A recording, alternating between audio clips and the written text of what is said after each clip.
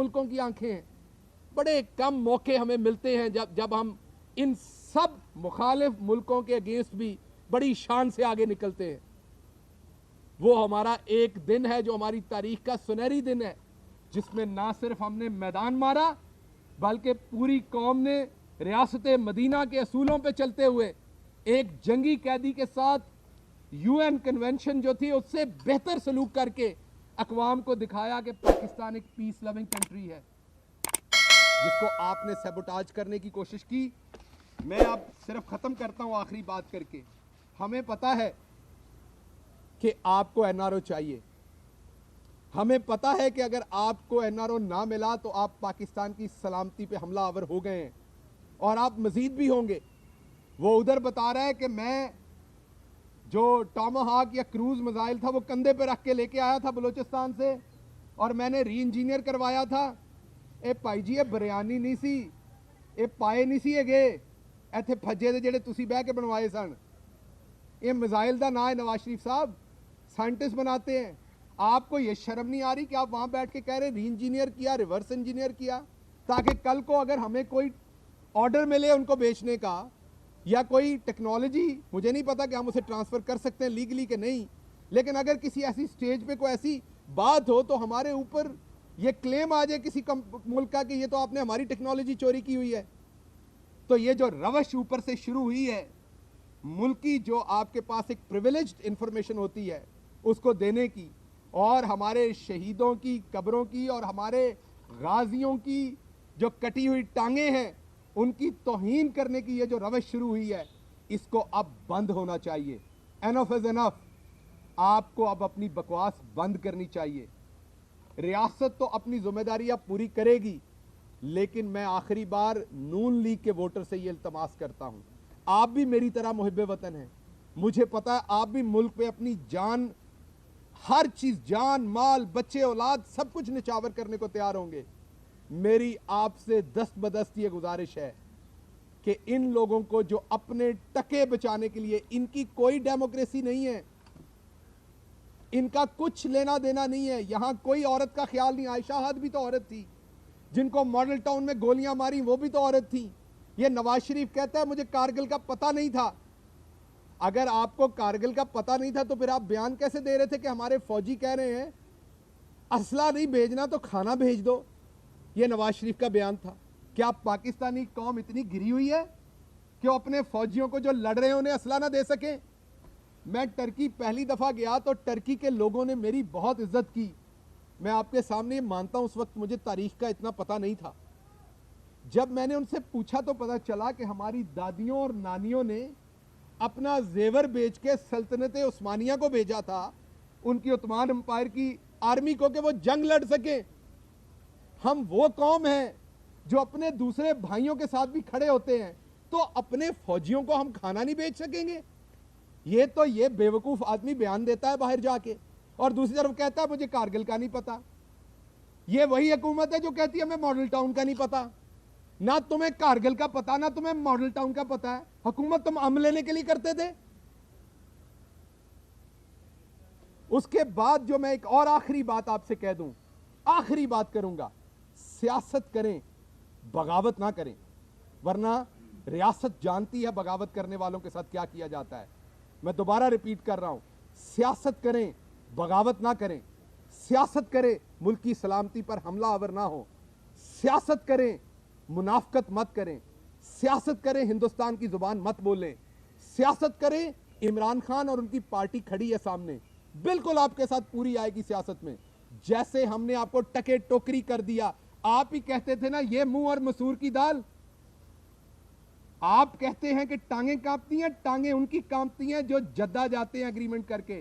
टांगे उनकी कांपती हैं जो यहां बीमार बनते हैं और भाग जाते हैं बाहर।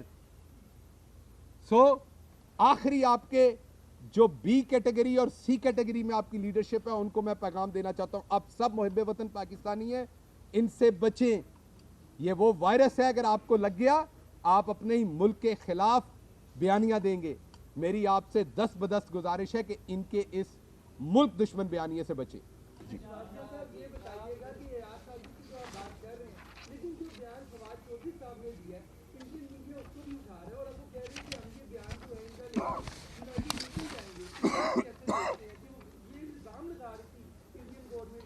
जी आ गया मुझे, जी आ गया मुझे।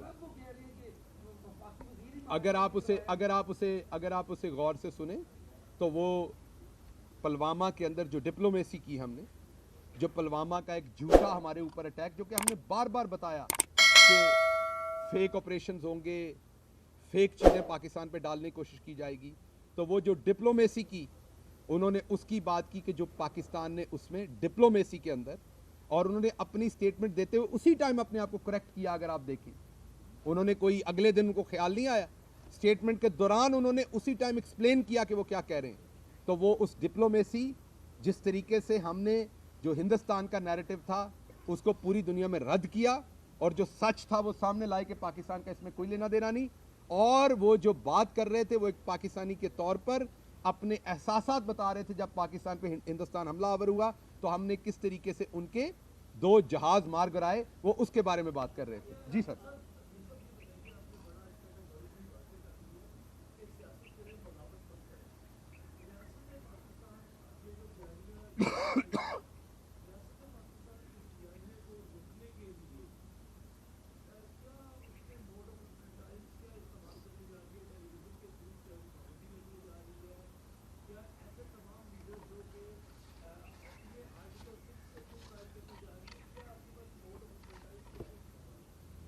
देखिए,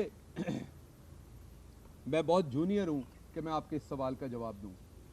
मैं अपनी सियासी हायरार्की में बहुत जूनियर हूं इस पे। ये इन्होंने इतना बड़ा मसला हमारी रियासत के लिए, पाकिस्तान के लिए खड़ा कर दिया कि इसमें जो हमारे सीनियर तरीन लोग हैं उन्हें सर जोड़ के बैठना पड़ेगा और इसका हल निकालना पड़ेगा। क्योंकि मैंने आपको जैसे पहले कहा कि ये हमारे रियासती इदारों को टारगेट कर रहे हैं कि वहाँ उनके अंदर इंतशार हो और उसका ये फ़ायदा उठाएं, जिसका ऐसा नुकसान हमें खुदा न खास्ता हो सकता है कि हमारी सलामती दाव पे लग सकती है। तो इसके ऊपर सीनियर्स के मराद मेरे प्राइम मिनिस्टर हैं, हमारी सीनियर तरीन जो 4-5 हमारी लीडरशिप हैं वो हैं, और उसके साथ साथ हमारी अस्करी क़यादत है। मैं तो कहूँगा हमारी सीनियर तरीन जुडिशरी भी है, क्योंकि हम सब मुहब्बे वतन हैं। हम सबको सोचना है कि अब जिस दलदल में ये हमें फेंक रहे हैं, ये हमें पुश कर रहे हैं, इसमें से हमने आगे कैसे मूव करना है। इन लोगों ने ये जो रियासत के खिलाफ बयानिया, क्योंकि देखिए पाकिस्तान आज के दिन तक अगर आप देखें तो जितनी आज़ादी यहाँ बात करने की शायद कहीं अगर ना होती तो ये बातें करते, अगर ना होती हो तो ये पार्लियामेंट में बात की, अगले दिन उन्होंने मुजीबुर रहमान शामी साहब के प्रोग्राम में बात की, बात नदीम मलिक के प्रोग्राम में राना सनाउल्लाह दोबारा इंडोर्स कर रहा है, शाहनवाज रांझा जो है वो बैठा टेलीविजन पे कह रहा है, वो भी इसे इंडोर्स कर रहा है। तो कहने का मतलब ये है कि क्या ये क्या ये आज़ादी राय इनको और कितनी चाहिए? ये आज़ादी राय वहां तक रखें ना जहां तक मुल्क की सलामती मुतासर नहीं होती। तो आज़ादी राय भी है, जमहूरियत भी है। इनको आज के दिन तक इनको जलसा करने से कोई नहीं रोक रहा, लेकिन एक कोड ऑफ कंडक्ट बनाना पड़ेगा। मैं ये नहीं कह रहा कि जलसे से किसी को रोकना चाहिए, लेकिन हर मुल्क आज़ाद है अपना कोड ऑफ कंडक्ट बनाने में। पाकिस्तान को भी एक कोड ऑफ कंडक्ट बनाना पड़ेगा और उस पर सख्ती से अमल करवाना पड़ेगा। रियासत को इस पर सोच विचार होगी और इंशाल्लाह आपसे शेयर भी की जाएगी।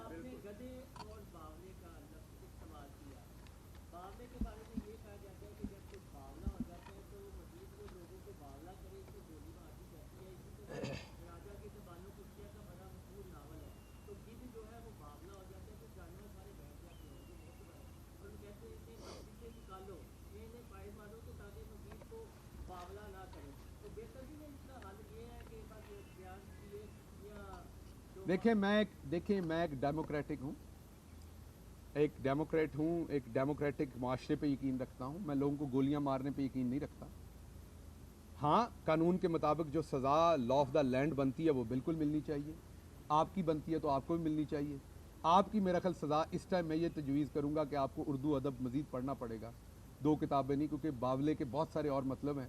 वो दोनों भाई इकट्ठे पढ़ेंगे तो आज की आपकी सज़ा ये है कि चंद किताबें और पढ़ें। आखिरी सवाल जी, मैं आता हूँ मैडम।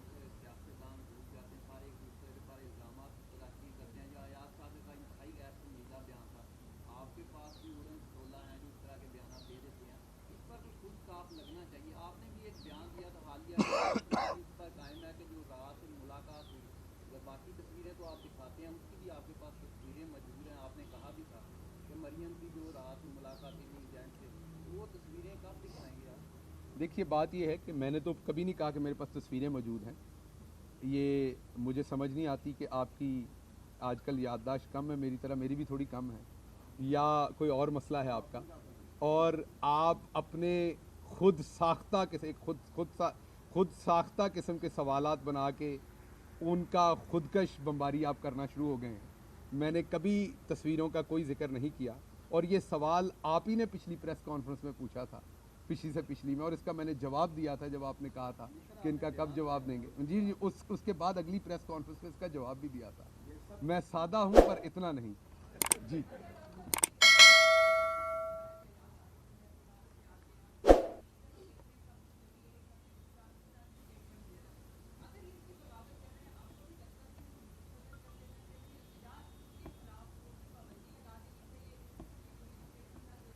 देखिए, मैंने जैसे आपकी खिदमत में पहले अर्ज़ किया कि पाकिस्तान की तारीख ने पहले ऐसा चैलेंज नहीं देखा। पाकिस्तान में कभी किसी ने रियासती सलामती के बयानिए के ऊपर या रियासती सलामती के ऊपर कोई ऐसा हमलावर नहीं हुआ। ये अदारों का तसादम कराने की कोशिश पहले कभी नहीं की गई। ये पहला चैलेंज है। और दूसरा बड़ा चैलेंज है कि करप्ट टोला कर रहा है, जो गुंधे हुए हैं करप्शन के अंदर, जिनके तमाम मुकदमात, अभी तो आपको एक और ख़बर देंगे, चंद दिनों में आपको मिल जाएगी कि मोहतरमा मरियम साहबा का एक और बहुत बड़ा अपनी फैमिली के अंदर क्राइसिस बिल्ड हो रहा है, जिसमें एक केस उनके मामू के बेटे पे हुआ जो असल में उनके चचा के बेटे पे होना था, जिसमें शदीद खलफशार है एक दूसरे के अंदर। तो इस तरह के तो इनके मामलात हैं, लेकिन अब ये रियासती बयानिए के ऊपर आकर मुल्क मुखालिफ बयानिए पे उसमें से निकल रहे हैं।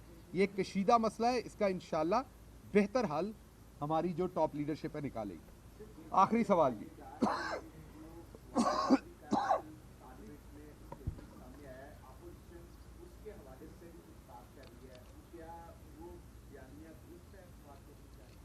देखिए, बात ये है अंसारी साहब, आप तो माशाल्लाह बहुत सीनियर जर्नलिस्ट हैं।